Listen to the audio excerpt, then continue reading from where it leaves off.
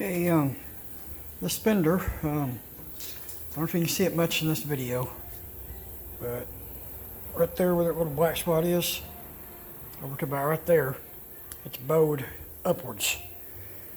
And I didn't notice that when I took it off the car.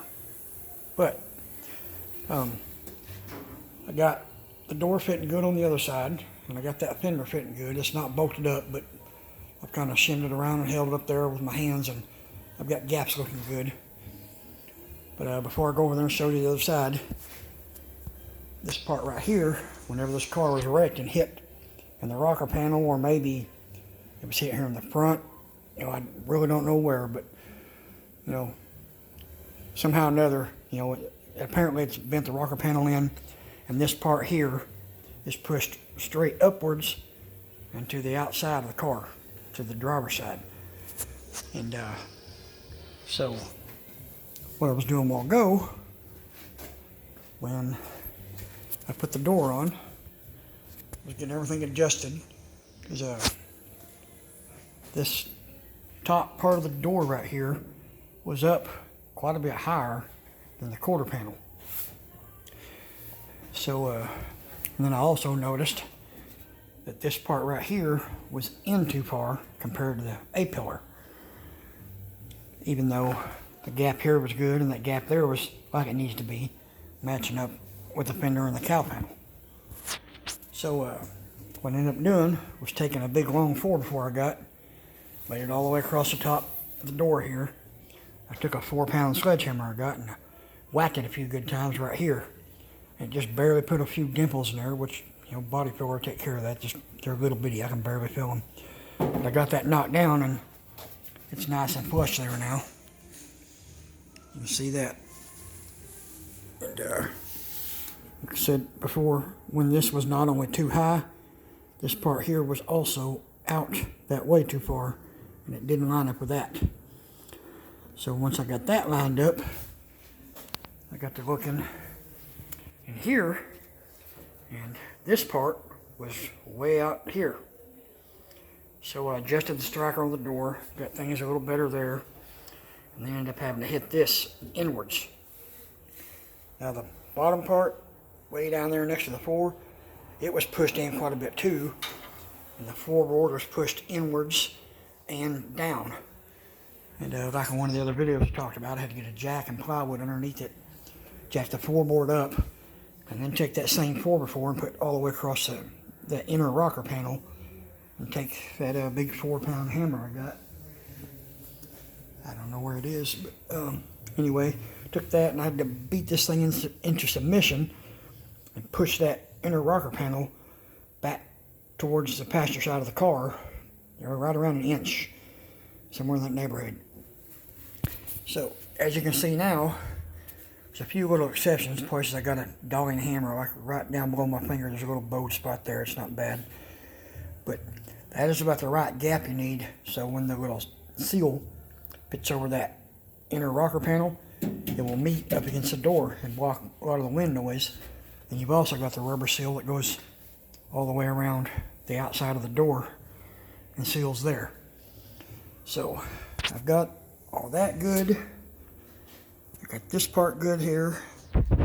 That's fitting good.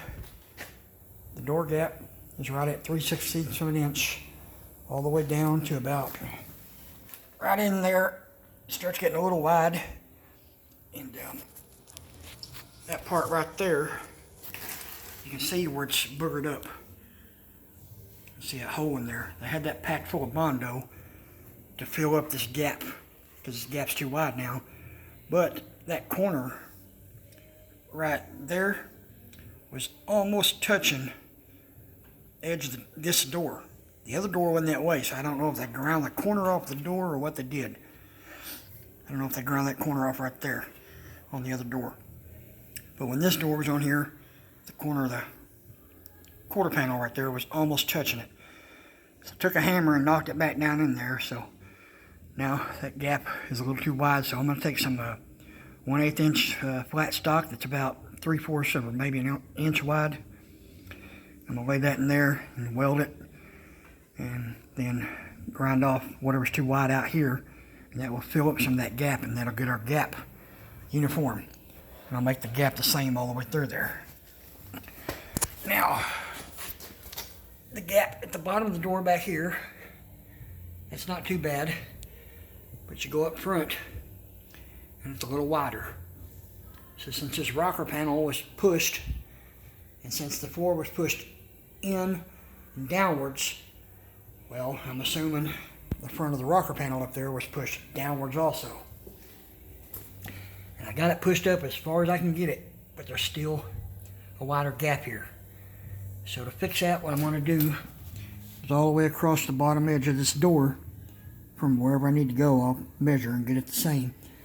I'll keep welding consecutive beads across there and get it built up. And I'll grind it flat on both sides and then draw a straight line across the bottom and get the line where I need it. And then grind that off up to that line to get the door gap right. A lot of your big time famous car builders like Chip Foose and David Kindig, they do the same thing.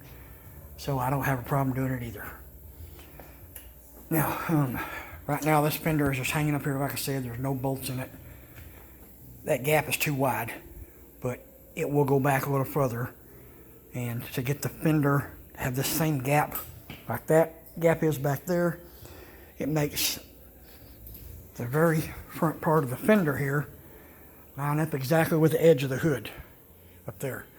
Before, the fenders were sticking too far. They were out past the edge of the hood by 3/8 of an inch or so. And the hood was all diagonal. Nothing fit. None of the gaps were nowhere near being right on the hood anywhere. And this gap right here was about 3/16 of an inch like it needs to be. But over there, it was almost a half an inch. And then the gap was the same way down the hood over there. It's tight on one end. Let me see, it was tied up here and wide back there.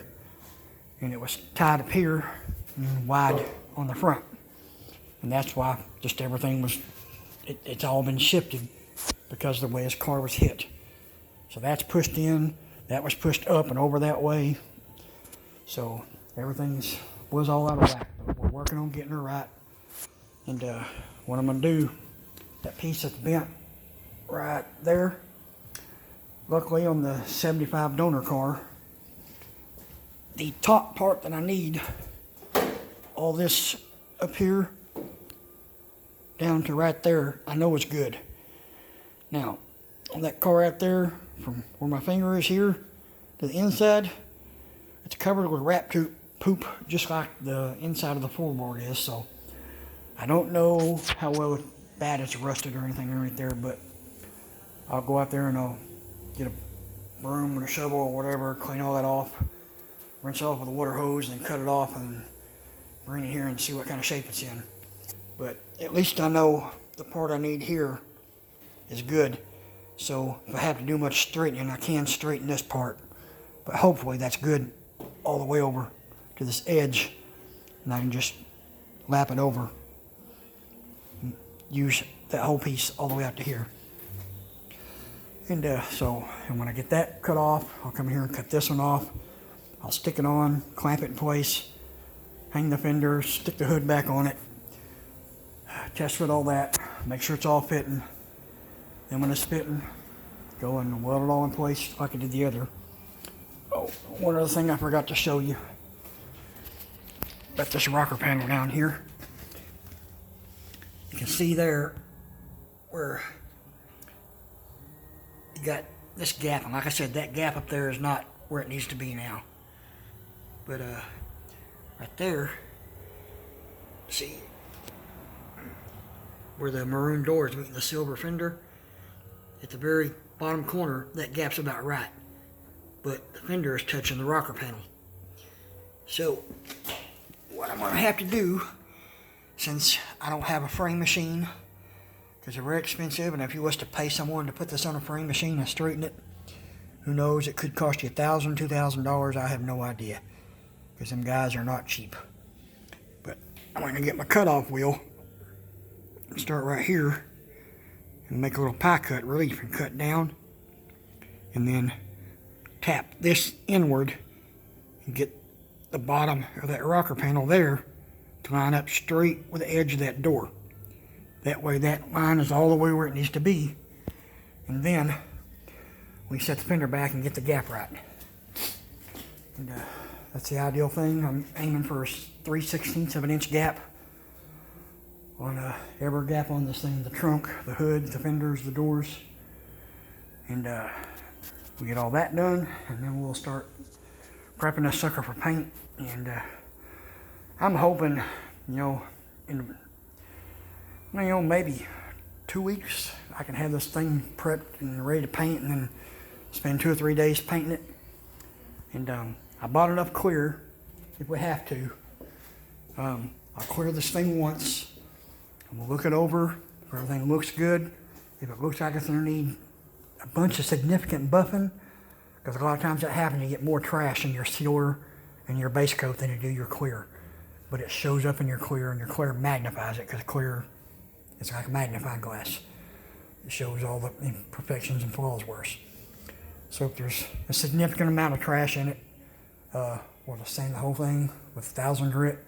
I'll clear the whole thing again, and that will make the clear lay down slick as glass, because the clear doesn't have the texture and the orange peel that your sealer and your base coats do. So once you sand that clear flat and you put more clear on top of there, I'm telling you, you will be amazed. It will look like you can stick your finger in it about a ½ inch when we're done with it. So that's my update for today. It's kind of a long video, sorry about that, but I felt I needed to explain everything to you. And for those that are watching from the YouTube channel, as always, like, share, and subscribe to the channel. I appreciate it.